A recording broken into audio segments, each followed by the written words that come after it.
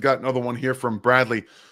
When it comes to the game plan this week, like I said, we'll get to the game plan in that video on Thursday, probably, and see the Chargers. I think that there's some weaknesses in the secondary play.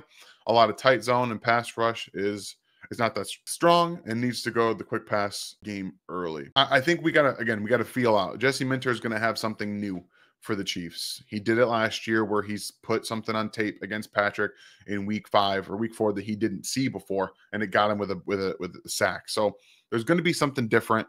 I still believe I'm with you that the pass rush won't be that strong. However, Josh Simmons in his first NFL real game going against Khalil Mack can't be fun. Specifically in the run game, we'll get a good feel for what he's able to do in that game. Again, him and Kingsley are going to grow as a duo together. I think running the football at them would be a good idea just to see what they can do. But overall, we know that the talent level in the Chargers defense, I think, can be taken advantage of. And one of the things that you can do, again, quick passes, because once you start hitting those to the outside, you create some yards, you get mentally thinking second level players, third level players trying to get out there, and then you can open up the seams a little bit. And I think that's still where the Chiefs want to attack. But look for Xavier Worthy to have a big game. I still think him and Travis Kelce, that's why they are both on the thumbnails for this video. I think this is going to be a big game for both of them.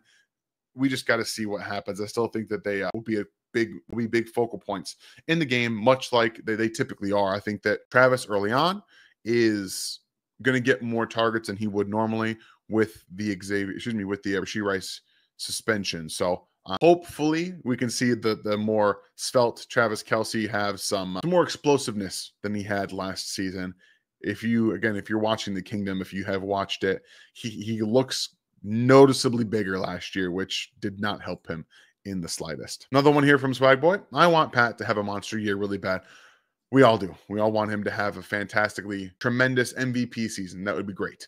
Teams don't fear him like they used to, and I want that to change this year.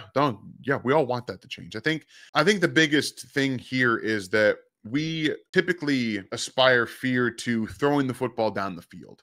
Defenses fear Patrick Mahomes because of what he's now doing pre-snap.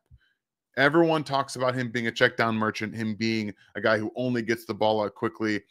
The reason he gets the ball out quickly is, one, he knows exactly what the defense is doing and where the open receiver is going to be. He's often right. And when he's able to do that, you can see how quickly the ball gets open into space. He's able to replace blitzes with throws.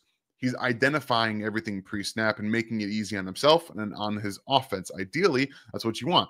You want players to be given the opportunity to make things happen in space whenever you can. When the ball comes out quickly, it limits pressures, limits sacks, limits injuries. So all those things do take into consideration that really the past couple of years have prepared Patrick Mahomes for being the best quarterback in football. Once again, when you can add the deep element, it will create more space underneath Rashee Rice, for Travis Kelce, for Juju Smith-Schuster, for Jalen Royals when he comes back. So I think all of this really comes to a point where, yes, it's good that they're able to create positive expected points added, EPA, with yards after catch, with short passes, being able to exploit defenses that way.